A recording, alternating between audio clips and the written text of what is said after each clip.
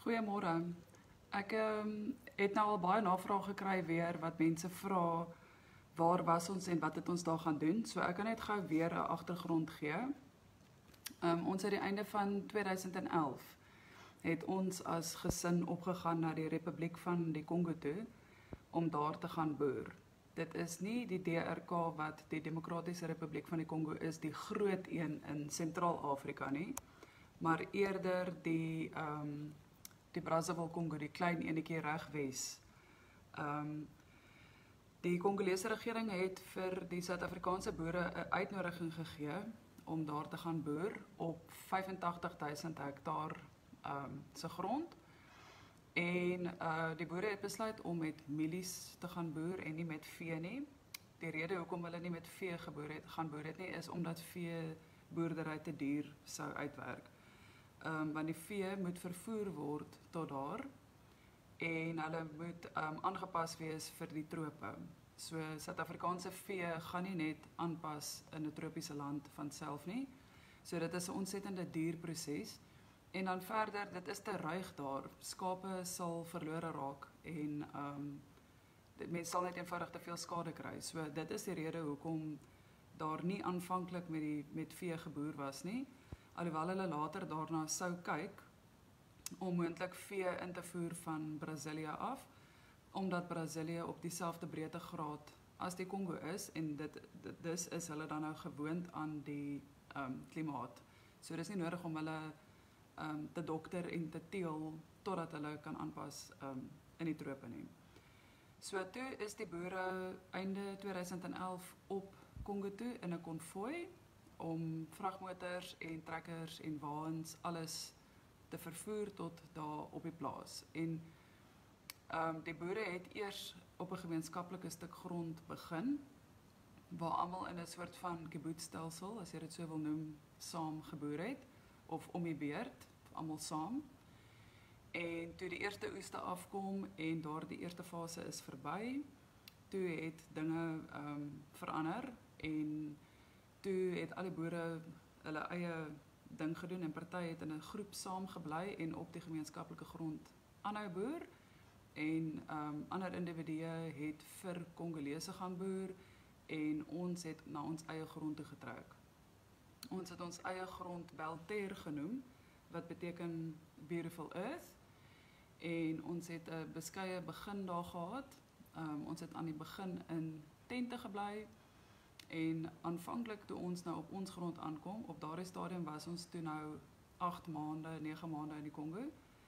Toe het ek en die kinders in Suid-Afrika gaan kuier vir 2 maande, terwyl my man, Wynand, die plaas voorberei het en vir ons 'n houthuis staan gemaak het en 'n paar dingetjies gedoen het om net 'n bietjie meer gemaklik te maak vir ons. En toe het ek en die kinders na 2 maande se kuier in Suid-Afrika weer by hom aangesluit en toe het ons lewens in die Kongo weer voortgegaan. So op die ouende was ek en die kinders 'n totaal van 2 jaar saam met Wynand daar op die plaas en hy was 'n totaal van 6 jaar daar op die plaas en hy het einde 2017 het hy finaal onttrek. En in daardie tussentyd het ek en die kinders by Wynand in die Kongo gaan kuier en hy het by ons in Suid-Afrika kom kuier. So die doel van hierdie page is om vir julle te vertel van ons dag tot dag lewe daar in die Kongo. En Vrydag het ek vir julle vertel van toe ons nou uit die tente uitgetrek het in die houthuis in en van die vreeslike modder, want ons het nie 'n sementvloer tussen die huisie en die badkamer en die kombuis gehad nie en al die frustrasies wat daarmee gepaard gegaan het. En die lekker donkie wat Wynand vir ons gepraktiseer het om vuur onder te maak vir warm water. So ons het altyd warm gebad en warm gestort, want selfs in 'n plek soos die trope waar jy die hele tyd warm kry, wil jy nie koud bad of stort nie.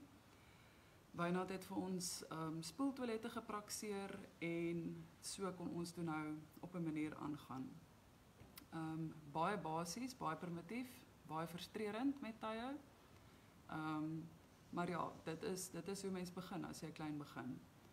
So toe dink ek onwillekeurig aan wat my ma gesê het, toe sy die artikel in die huisgenoot lees wat ek vir die huisgenoot geskryf het oor ons lewe daar op die plaas. Dis sê my ma, sy kan regtig van Wynand sê, the impossible I can do immediately, but a miracle will take a bit longer. En dit is regtig van toepassing op Wynand. En ek was al baie kwaad vir hom daaroor, omdat dit uiters ongerieflik was en regtig baie moeilik. Maar terselfdertyd is ek natuurlik baie trots op hom, omdat hy die omtrent onmoontlike daar uitgevoer gekry het. En okay, so dit ek nou Vrydag vir julle foto's opgesit van hoe dit nou gelyk het aanvanklik daar met die houthuis en met ons goed wat ons in die huis gesit het en om dit so leefbaar as moontlik te maak. En toe ons nou eers tot verhaal kom en ons is nou daar op ons grond en dan tref die realiteit jou elke keer van vooraf is so, okay, ons is nou hier in die middel van nêrens, nou moet ons dit maak werk. Dit is 'n rou stuk aarde wat bewerk moet word. Ons is 'n gesin wat versorg moet word. Ons moet elke dag gebalanseerde maaltye eet. Ons moet by die dorp uitkom. So ja, daar was regtig baie uitdagings geweest. En een van die uitdagings was om in die reëntyd op daai paaie te ry. Dit is verskriklik erg. Dit het so op my senuwees gewerk. Ek het natuurlik verskriklik angsaanvalle gekry in die Kongo. Soveel so dat my gevloed asof ek nie kan asem kry nie of asof ek nie my arms kan optel nie. Maar net uit die omstandighede. Dit was met tye regtig verskriklik erg geweest. En toe het ons nou een oggend byvoorbeeld om een of ander rede, ek weet nie hoekom nie, ek dink die Land Cruiser het seker gestaan op daai stadium, toe ry ons almal met oom Hannes en tannie Trudy. Dit is ons direkte bure gewees. Hulle het ook na hulle eie grond toe geskuif. En hulle huis was nou net so end van ons af. Dit is nou letterlik soos hulle sê, te naby om te ry en te ver om te loop. So afstand was hulle van ons af. En hulle het 'n 2x4 Toyota bakkie gehad, wat oom Hannes gery het van Pretoria af tot in die Kongo. Het hy met daai bakkie gery en daai bakkie het lank geloop. Hy het niks oorgekom nie. Hy het alles gedoen wat die ander Land Cruisers gedoen het. Toe is oom Hannes se bakkie op daai stadium ook ons enigste opsie. Nou moet ons almal dorp toe gaan want ons moet nou 'n verskeidenheid van goed gaan kry. Kruideniersware, gas vir die kombuis, brandstof. Nou gaan ons almal.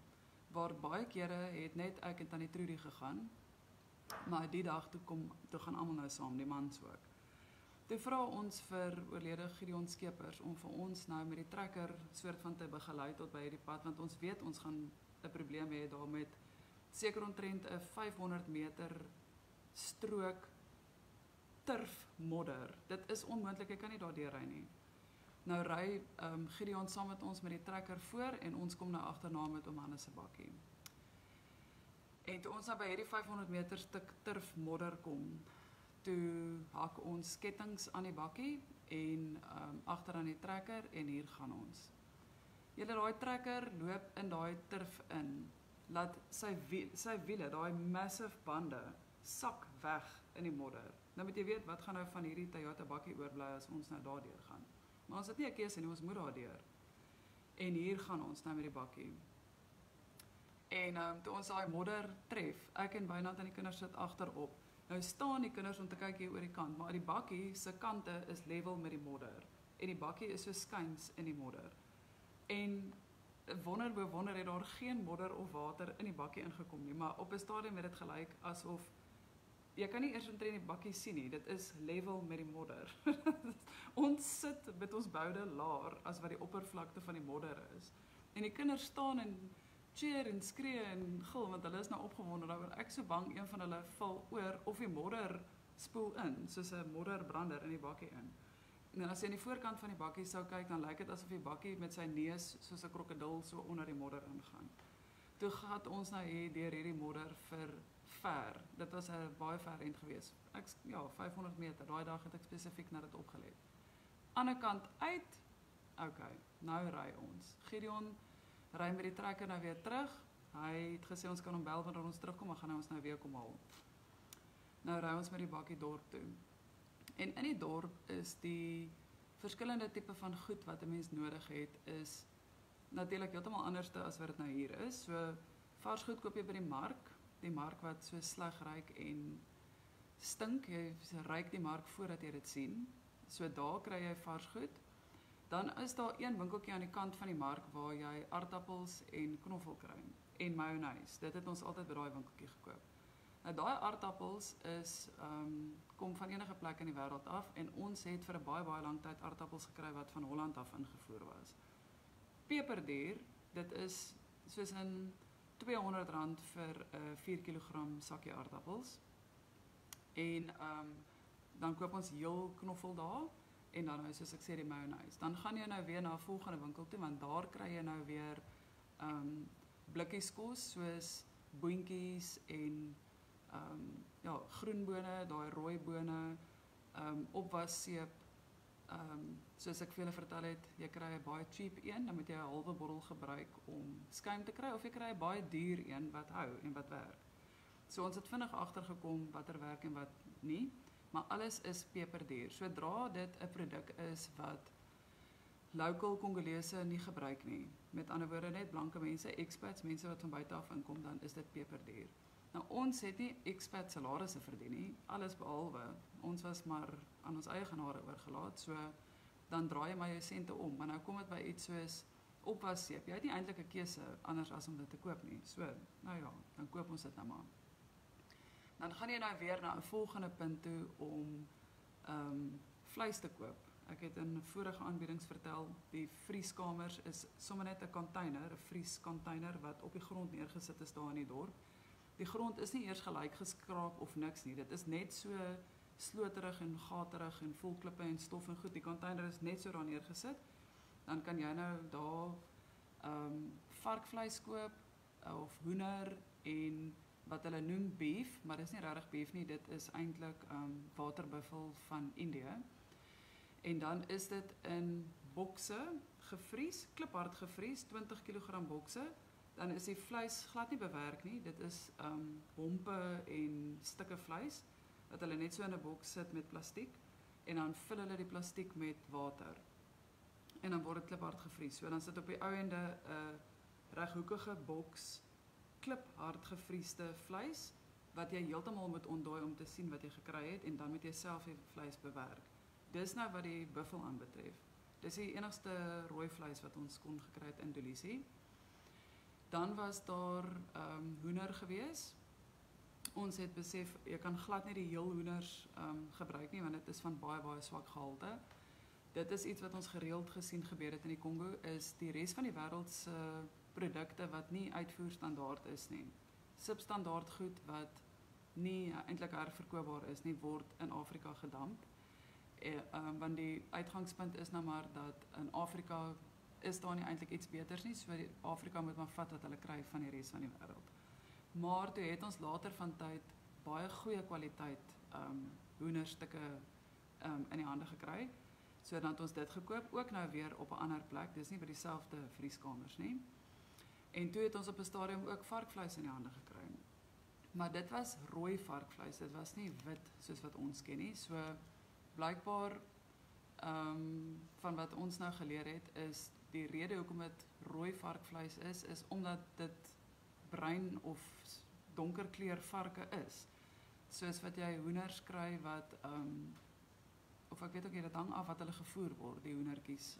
As jy daai bruinerige eiers kry, dan kom dit van 'n bruin hen af, of as jy spierwit eiers kry, dan kom dit van 'n wit hoender af.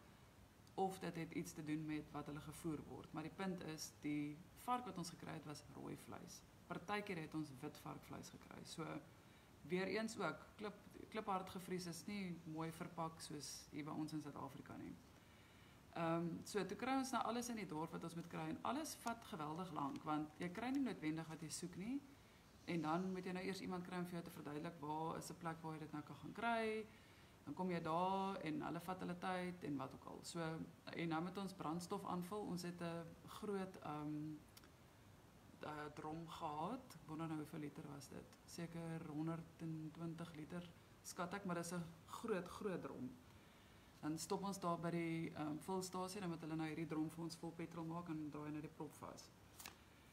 En ons het gas aangevul. By die gas het ons al gereeld probleme gehad, want die klomp wat daar gewerk het vrede met die wêreld. Hulle het nooit moeite gedoen om hulle gas regtig aan te vul nie. En die een wat daar rondgestaan het verskriklik siek gelyk. Daar was iets fout met sy oë en ons was sulke vergroeisels hier om sy oë en dit was baie grillerig om met hom te werk en hy het 'n snaakse houding gehad en so aan. En daar was baie gereeld nie gas gewees nie, dan moet ons op nou op 'n ander plek gaan soek. So om in die dorp tyd te spandeer vat die hele dag en is baie frustrerend. En dit is nie 'n mooi dorp nie, dit is baie stowwerig en baie vuil. En die mense braai hoender daar op die hoek van die straat en dan ruik dit iets soos tussen kos wat lekker ruik en iets wat soos in lelik verbrand het. Maar blykbaar was die kos baie lekker. Die mense wat dit probeer het gespot en gesê dit is die KFC, so dit is Congo KFC. Ek het dit nooit probeer nie want ek het dit net nie vertrou nie met al daai vlee en omdat hulle so op die hoeke staan en kos gaar maak op die hoek van die straat. Maar toe sê Wynand ook die ander Afrika lande waar hy al was, het hy ook geleer dat jy kan maar daai kos eet, dit maak jy nie siek nie, want daai ou wat sy besigheid dit is om elke dag daar te staan en kos gaar maak en dit te verkoop daar op die straat. As hy iets verkoop wat jou siek maak, dan gaan die woord so vinnig versprei, dan maak sy besigheid daai selfde dag toe. So hy kan nie bekostig om iets wat sleg is te verkoop nie. Okay, so dit was nou nogal geruststellend, maar ek was nooit so honger nie, ek het my uitgehou.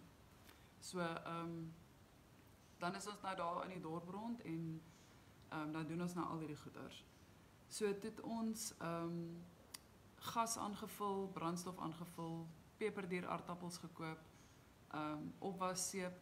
Ek het byvoorbeeld glad nie stuysaft gekoop nie. Ek wou bitter graag as gevolg van ons klere en beddegoed wat so suur ruik van die vog die hele tyd, die humiditeit. Ek het net nie stuysaft gekoop nie want dit was net eenvoudig te duur gewees en dan gebruik jy dit op en dan wat nou moet jy nou weer koop. So op die ouende het ek eintlik meer in elk geval Supermetrien in die wasmasjien gegooi. Supermetrien was 'n gif wat die boere gebruik het om die landerye mee te spuit. Toe het ek dit bietjie flouer aangemaak en in ons wasmasjien gegooi saam met ons klere en beddegoed om parasiete en eintlik meer spesifiek muskiete weg te hou. So ons het maar gedoen wat ons kon, maar op 'n baie primitiewe manier, nie eintlik volgens die standaarde wat ons ken of gewoond is nie, maar dit het gewerk. Dit was toe op die ouende 'n goeie ding.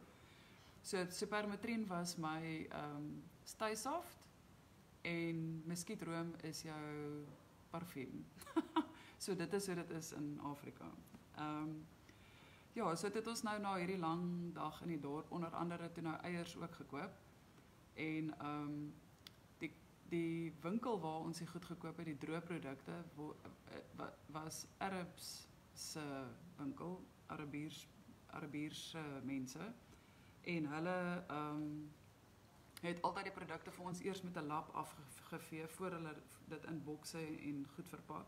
Want daar waar dit in hulle winkel staan, is alles heeltyd vol stof. So as jy iets van die rak afhaal en jy kyk na jou hande, dan is jou hande heeltyd vol stof. Dit is nou maar net hoe dit is. Ek dink dit is seker onvermydelik. En die winkeltjies was ook altyd, dit het verskriklik bedompig geruik daar binne. En dan is dit so 'n kombinasie van knoffel en waspoeier en bedompigheid en dit is 'n vreeslike snaakse kombinasie van reuke, maar dit is nou Afrika, né? En maar ons het alles gekry wat ons nodig gehad het en ons het nooit tekort gehad aan kos nie. So dit is iets om oor dankbaar te wees. Dit is regtig as jy alles moet opnoem wat daar fout was. En dit het my obviously gevang en ek seker van dit het vir Wynand ook gevang, maar hy het dit net anders hanteer. As mens al die goed bymekaar sit wat jy sê wat jou gepla het, dan was dit regtig baie erg geweest. Maar as jy die dinge bymekaar sit wat wel reg was, ons het nie een keer honger gaan slaap nie. Ons al vier het siek geraak, maar ons al vier het weer gesond geraak.